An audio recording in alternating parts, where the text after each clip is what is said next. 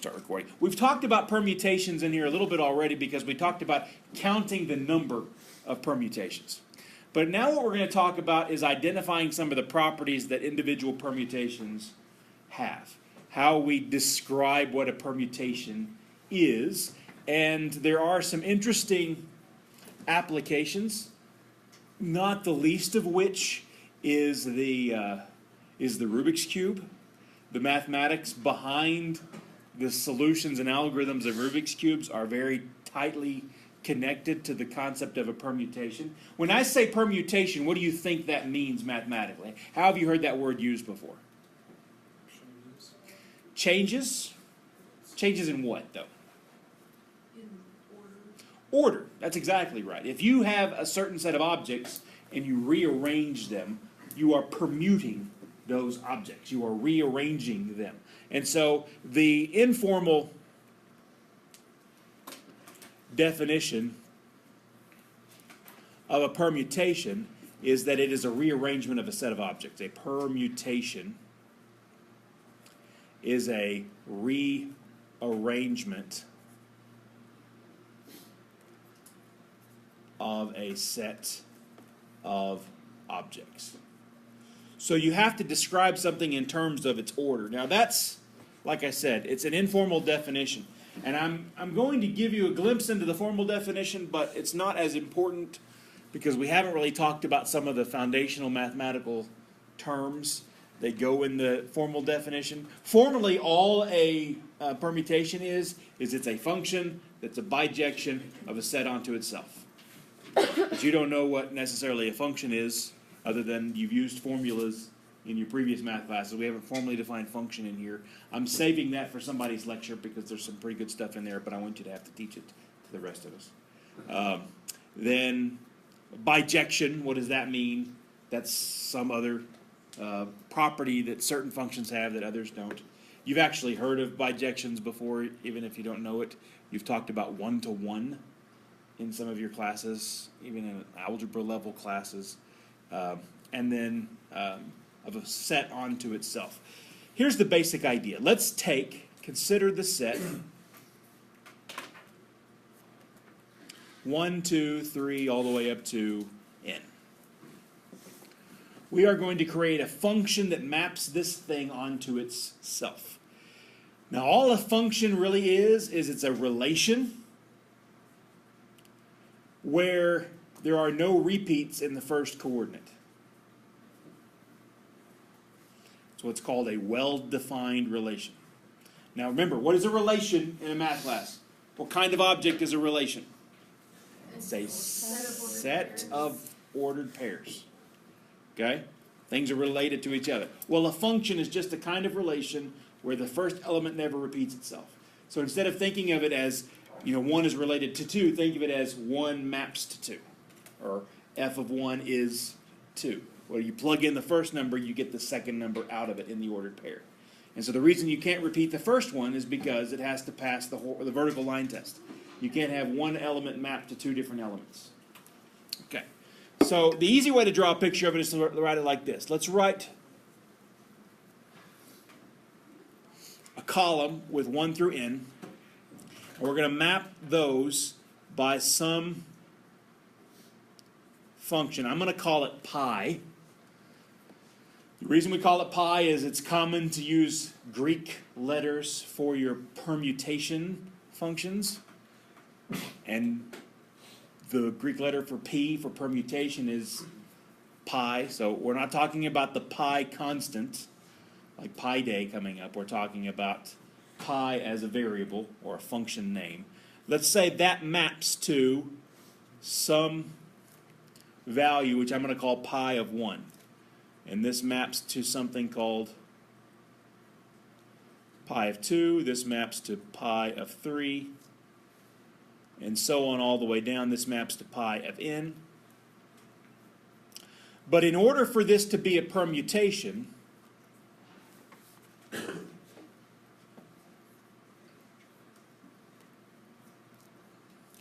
the set pi of 1, pi of 2, that is the outputs of this function, have to be the same as the original set.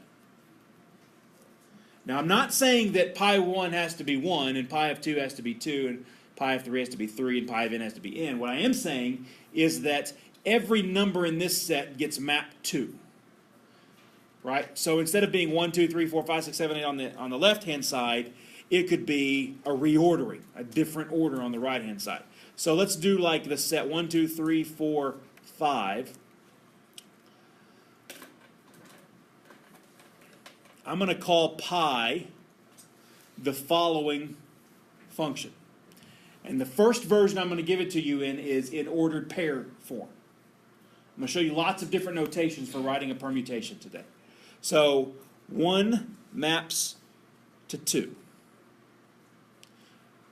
So by the way, when 1 and 2 are a pair in there, what that means is that if I think of 1, 2, 3, 4, 5 as the function, 1 is turning into 2. So pi of 1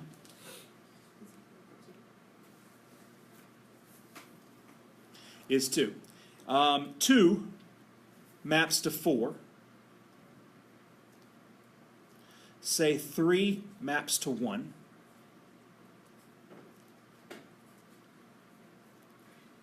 We'll say 4 maps to 3.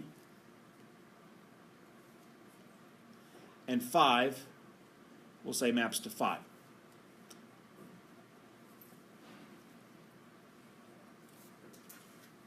So this is a permutation, and it's a permutation because everything that gets mapped to is the same set as the thing that's getting mapped. 1, 2, 3, 4, 5. If there was a repeat in the second column, it's not a permutation anymore because it wouldn't be the whole set. Okay? Another way to write this would be to write your domain and your range in the same order and just draw your arrows to where they actually map. So this same function could be written as 1 goes to 2, 2 goes to 4. Notice I could never have the same number going, or sorry, one number going to 2 different places, and I can't have 2 different numbers going to the same place if it's a permutation. 3 went where? 1. 4 goes to, and 5 goes to 5. Okay, but the key is these right here are the same set. That's what makes it a permutation. It's a function that maps one set onto itself. So does it have, do they have to have every element of the set? Yes. Every element mapped to, no repeats. And what I mean by no repeats is you can't have this scenario, one is going to 2 different places. Okay, not allowed. And you also can't have 2 different numbers going to the same place. So if one of those 5s was a 6, would it still work? Nope. It's got to have the same number over here as over here. So even if I put this as a 6, that's not a permutation. No. Is that what you meant? Yeah. Yeah. No, it's got to be the exact same set that you're mapping from and mapping to.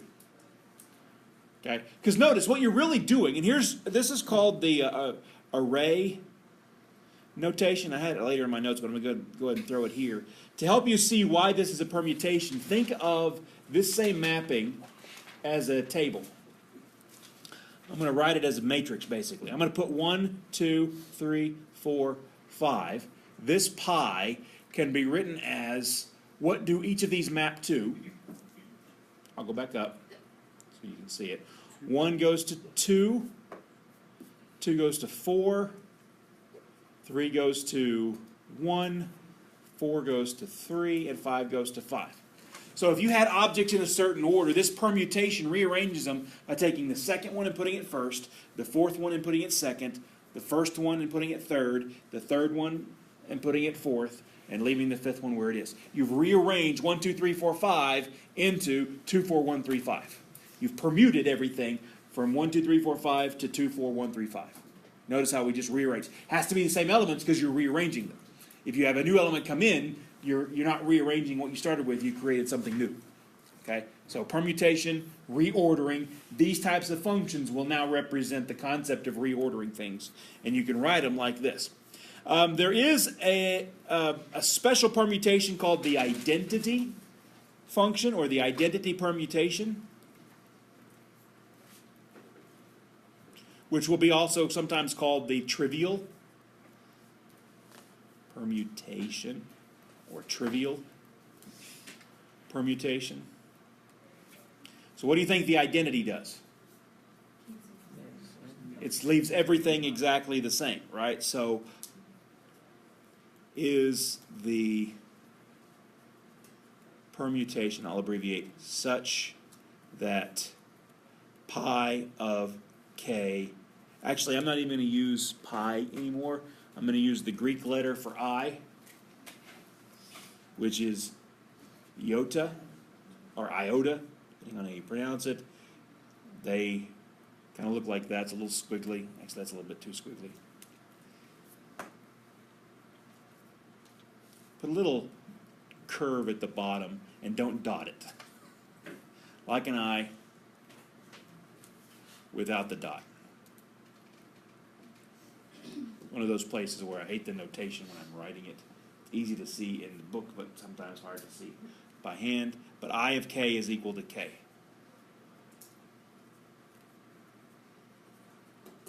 It's the Greek letter iota. That's a terrible one. That's good. That's what it should look like right there. Oh, that's too bad. That's an L. Oh, that's a good one right there. You should practice these. Practicing your There you go. Ooh, it's a little bit too squirrely. I don't like that. This one's too L. I don't know. I'll try to make it clear which one I'm talking about whenever I write it, okay? But it is the identity. It basically means that 1 goes to 1, 2 goes to 2, 3 goes to 3, and so on. That's the identity permutation. All right. Another notation that we're going to introduce is called S sub n, capital S sub n. The set of all permutations on the set 1, 2, 3, all the way out to n is denoted capital S sub n. So if that notation appears in your homework or in the book, you know that that means the set of all permutations. Note, by the way, we know how big that set is. That's a question we've answered before.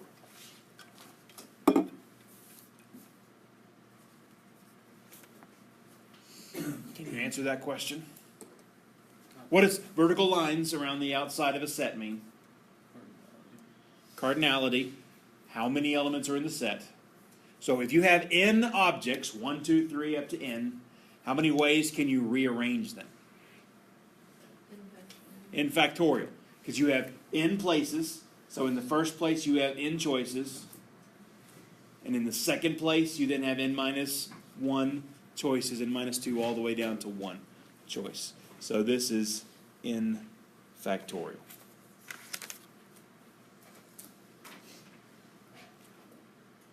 Okay. So, a couple of things we can do with permutations. We can do their composition, which is if I have two different permutations, do them in sequence. Right? Say I have pi and I have sigma, are two different permutations. Pi reorders a certain way, and then sigma reorders a different way. What happens if you do one then the other? What's the resulting permutation? That's called a composition of permutations. Just like you have compositions of functions in algebra and in calculus, you plug one function into another, you can do permutations in order like that. So consider two permutations. of 1 to n called pi and sigma, and they're out of this S sub n. So definition. Pi composed with sigma. It's a little circle between those two, is called the composition of pi and sigma, and is given by the following formula. Pi composed with sigma means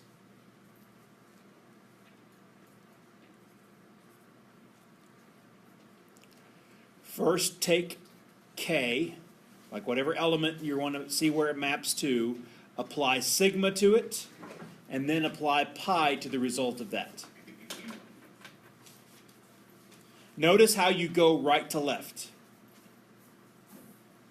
on composition. You apply sigma first, then pi. You go inside out. Okay? And that's for k, 1, 2, all the way up to n. Now that may be verbose, but it's not that hard to do. You just have to think through it carefully and make sure you do it in the right order. So let's say pi is, and I'm going to give it to you as an ordered pair this time. 1 goes to 2, 2 goes to 4, 3 goes to 1, 4 goes to 3, and 5 goes to 5. So this is the same pi we started with.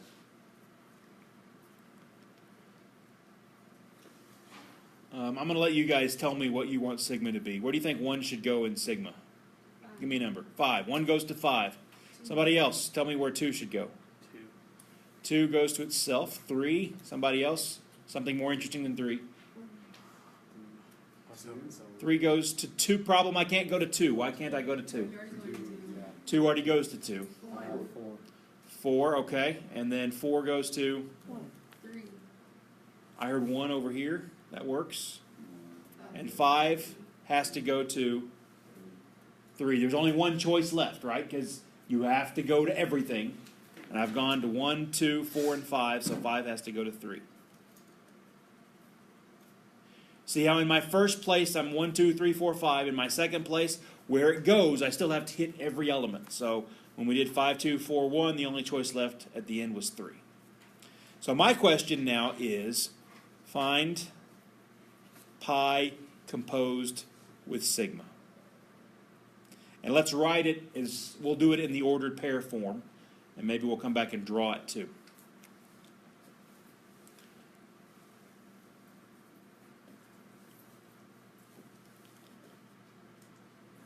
Oh, I'm getting text bombed.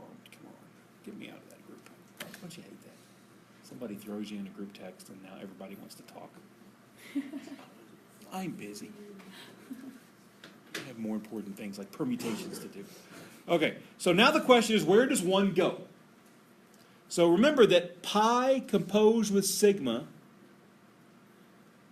do you understand my notation here? Pi, little circle in the middle, and then sigma means, let's do pi of sigma of 1. Now what's sigma of 1? So from the inside out, 1 goes to 5. And then what's pi of 5? 5. So 1 goes to 5 in the composition, right? Or if you wanted to think of it in terms of like a table, 1 went to 5 by sigma, and then 5 goes to 5 by pi. Again, you got to go right to left with the composition. You got to go inside out if you write it as a function. Now, where does 2 go? By sigma, 2 goes to 2.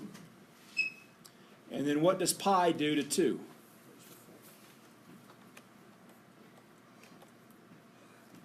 So 2 goes to 4 here.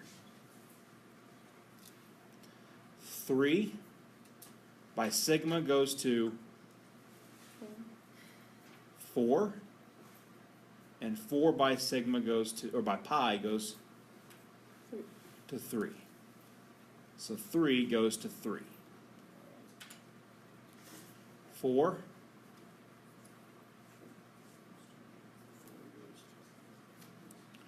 Four down here goes to 1. And 1 goes to 2. So 4 comma 2. And then where does 5 go? Or 5 goes to 5. 5 goes to 3. And 3 goes to 1. Cool, y'all created like the invert the order. I was wondering if that was just coincidence. That was just coincidence. Now, what's not a coincidence is that the composition of two permutations is still a permutation. It's obviously still a function on 1 through 5, but notice how we also got exactly 1 through 5 as our output. Right? We mapped to the same set. We know we're not going to get anything new, because that can't happen. But we also figured out that we never got a repeat over here. So it stayed a permutation. There's a theorem I'm not going to write that includes that statement in here, that the permutation composed with another permutation is still a permutation. Right? If you take a group of objects, reorder them once, and then reorder the results, you're still a reordering of the original. You're just a different reordering. Okay? By the way, pi composed with sigma could also be written in this array form. 1, 2, 3, 4, 5. 1 goes to 5, 2 goes to 4, 3 goes to 3, 4 goes to 2, 5 goes to 1. This,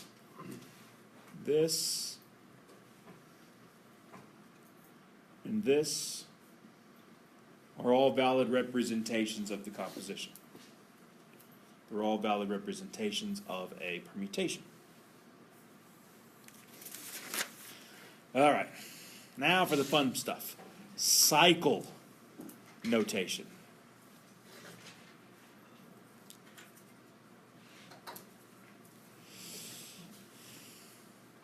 Every permutation, pi, can be decomposed. Oh no, I skipped something. Sorry, you're gonna hate me. Hold that thought, we'll come back to that in a second. I forgot inverse permutations. Dang it, I got excited. I saw the word cycle in my notes. I gotta talk about inverse permutations first.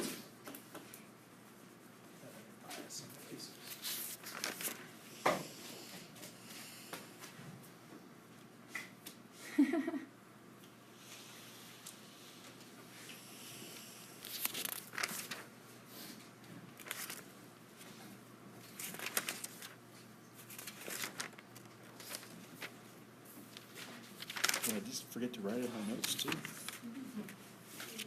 We don't need It's not important. Oh, it's important. I need it, actually. Obviously, it's Quite not need it. important. All right. It's forgettable. The inverse of a permutation is the permutation, and we'll say permutation pi, is the permutation pi inverse such that pi composed with pi inverse takes you back to the identity. And pi inverse composed with pi also takes you back to the identity.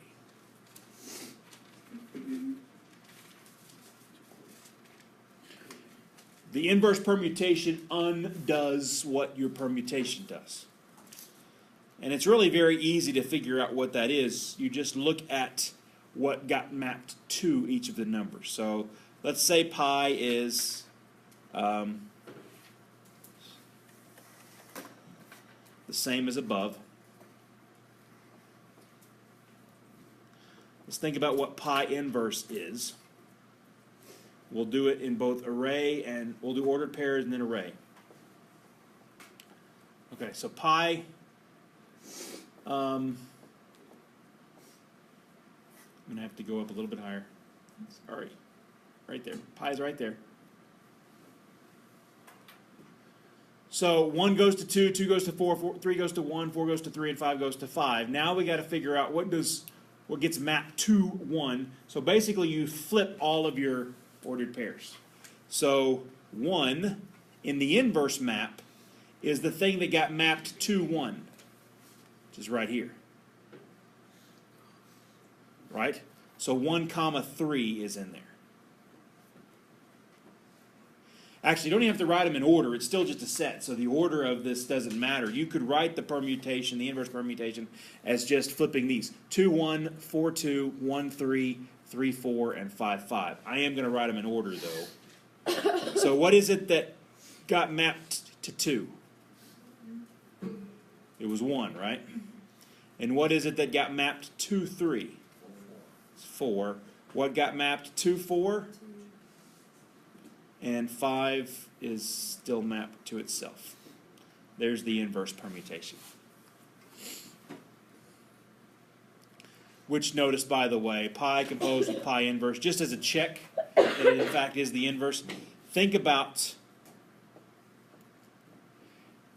what this means. This means to do pi of pi inverse of each number. So here 1 goes to 3, and then in the pi permutation, 3 goes back to 1. Down here 2 goes to 1, and then in pi, 1 goes back to 2. 3 goes to 4, and then 4 goes back to 3. 4 goes to 2, and then up there, 2 goes back to 4, so 4 goes to 4.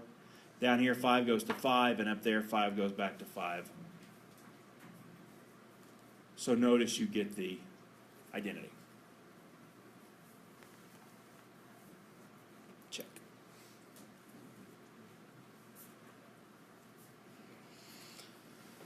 All right. That's what I wanted to mention, is finding the inverse. Now, finding the inverse can be a little bit clumsy because you flip all the ordered pairs. There's a new type of notation that makes doing both compositions and inverses very, very quick and easy, and that's this cycle notation. So now I can talk about cycle notation. I promise I'm ready to do it. I swear it to be true. Okay, so questions so far about permutations? Is that thing by the check, is that an I? That's my Yoda, my iota.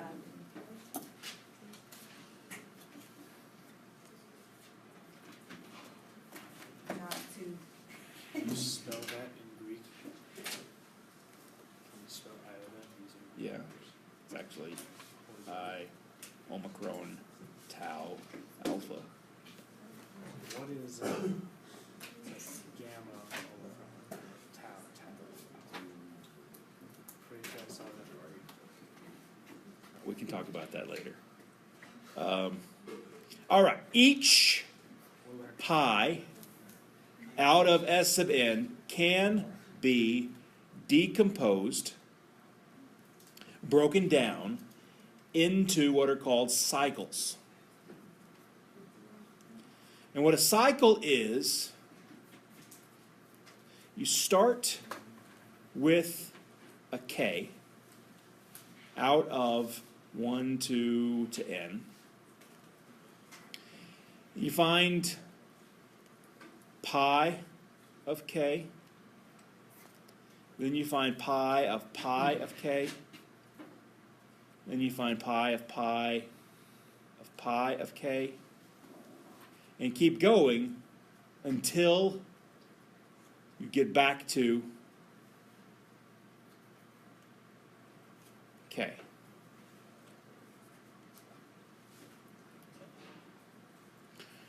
So what I'm doing is, like, for example, say I start with k equals 1. Find what does 1 go to by my map. So above,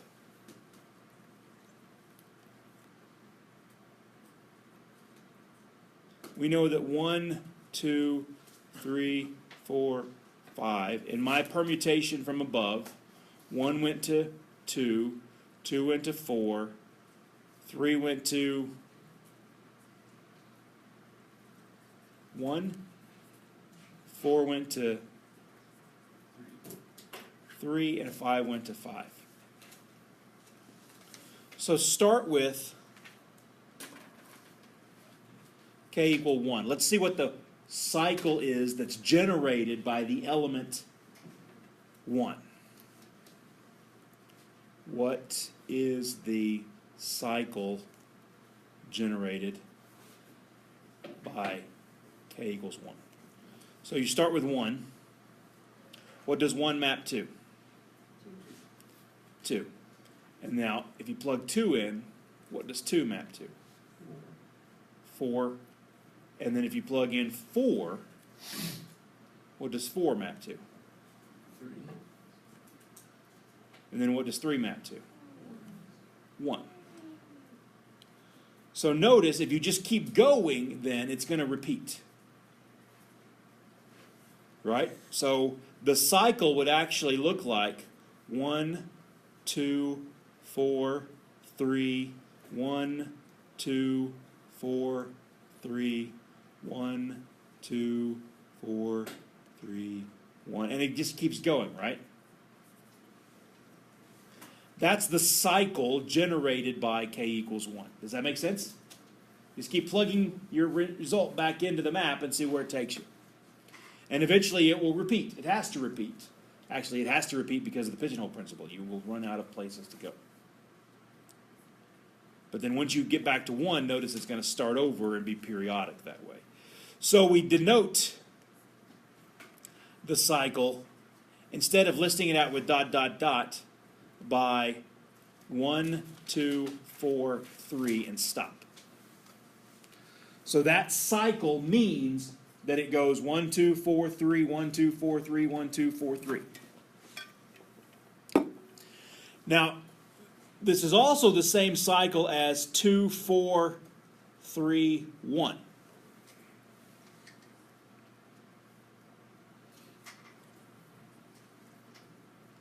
Notice that if you start with k equals 2, 2 goes to 4, 4 goes to 3, 3 goes to 1, then 1 goes back to 2. It's not a new cycle, it's the same cycle. Which means it's also the same as what other cycles? 4, 3, 1, 2, and 3, 1, 2, 4, and then we're back over. So these are really all the same cycle. But one of our elements in the set is not included in this cycle. Which one? 5. So what is the cycle generated by the remaining one? It's just 5. Because 5 goes to 5, which then goes to 5, which goes to 5. So we would just write it in the same way, parentheses with a 5 inside, generated by the remaining element, k equals 5. It is 5, 5, 5, dot, dot, dot, dot, or just 5. Now that's every element's cycle, right? And so what we would do is we will summarize or write down the permutation as a combination of cycles, decomposed into cycles. So that implies that pi is the permutation that is the cycle 1, 2, 4, 3 with the cycle 5. So this is called cycle notation and is another way to write down a permutation. So technically we really have 3 ways to write a permutation now. 4 if you count my table map, but my table map with the arrows is actually just the array sideways. So I don't think of those as two different ways. You've got the ordered pairs, you've got the array, and you've got the cycle notation. Let's practice the cycle notation again. Let me give you one in array form and see if you can't come up with its cycle notation. Let's express pi, which I'll give to you in array form. And let's see if we can't write it down in cycle notation. Now, are we okay with where I got this cycle notation? Essentially, all I'm doing is I start with k equals 1, and I generate the cycle that 1 generates. And then any number that's not in that cycle, I move on to the next cycle. As, you know, like if, in this case, 5 was the only number not included, I see what cycle is generated by 5. If there had been more numbers that weren't in those cycles, I would have gone on and had additional cycles. Here's one that's 1, 2, 3, let's do n equals 9.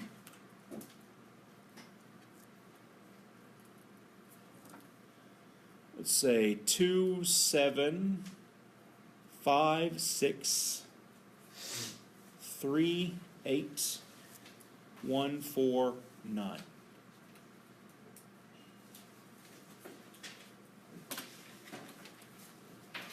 Let's express that in cycle notation.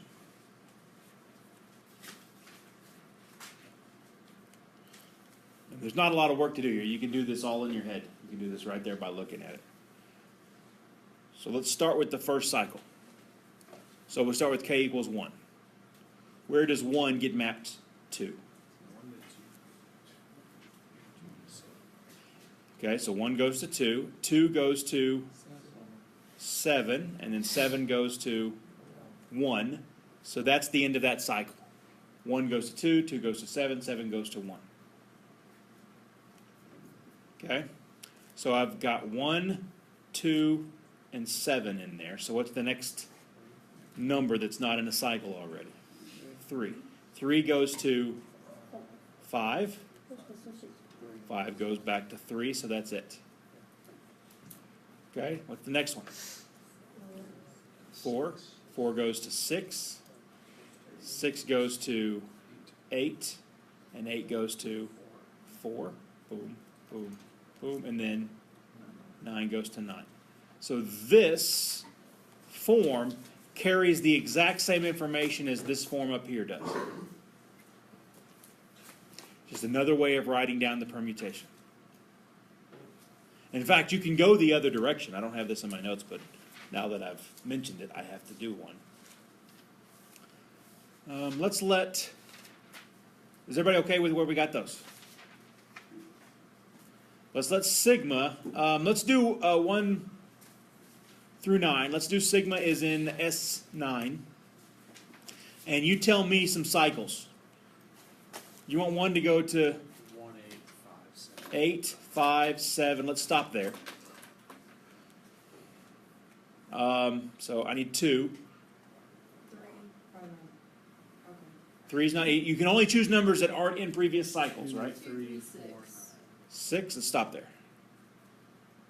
And what's missing? We got a 4. 9, 4, We got a 5, a 6, a 7, 8, so a 9. Let's say that right there is a permutation.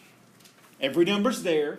Every number's in a cycle. You can't have cycles overlap. Why can't you have cycles overlap? Does that imply there's more than So it's going one over.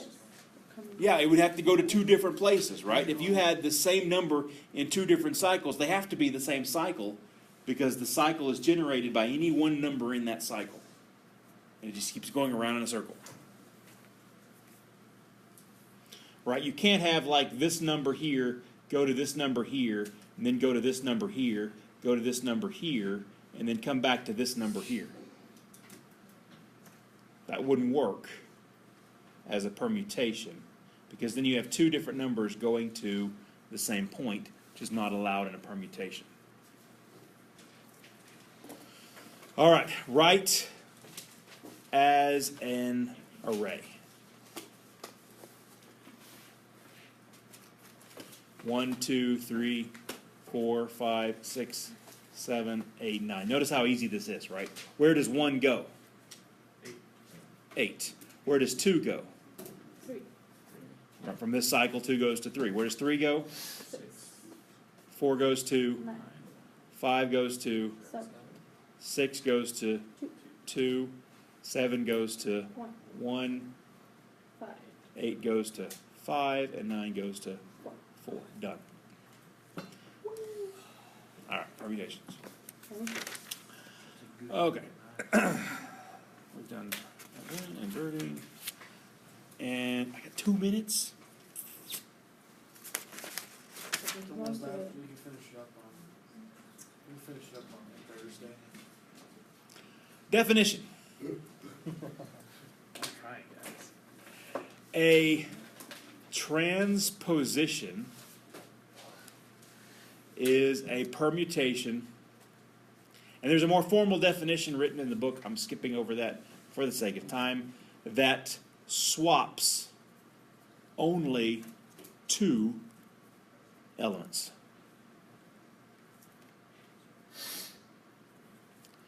So for example, tau, that's this permutation,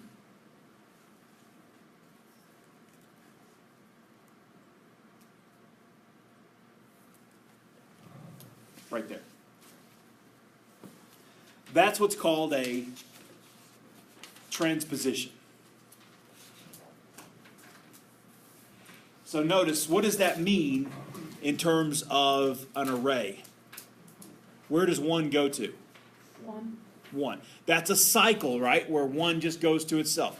2 goes to 2. 2, 3 goes to 3, 4 goes to 4, but 5 goes to 9, 6 goes to 6, 7 goes to 7, 8 goes to 8, but 9 goes to 5. So this is basically switching things that are in the 9th place and the 5th place with each other. Okay? So we use a shorthand and let tau simply be 5, 9.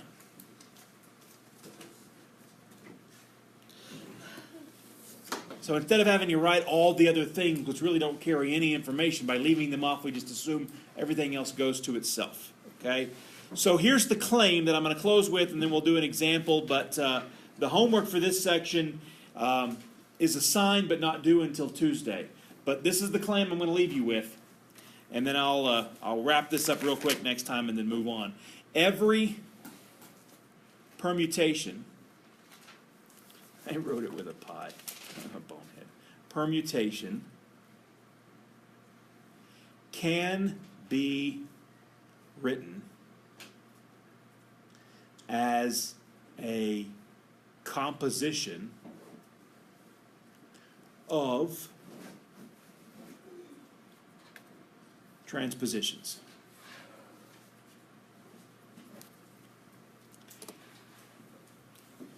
In other words, you can get to any ordering by a sequence of swaps.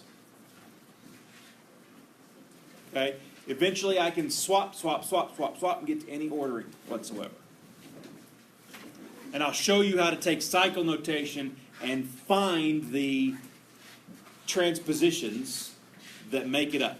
And then you get to call it odd or even based on if there's an odd number of transpositions or an even number of transpositions. Every permutation will be odd or even. All right, I'm done there. I'll stop.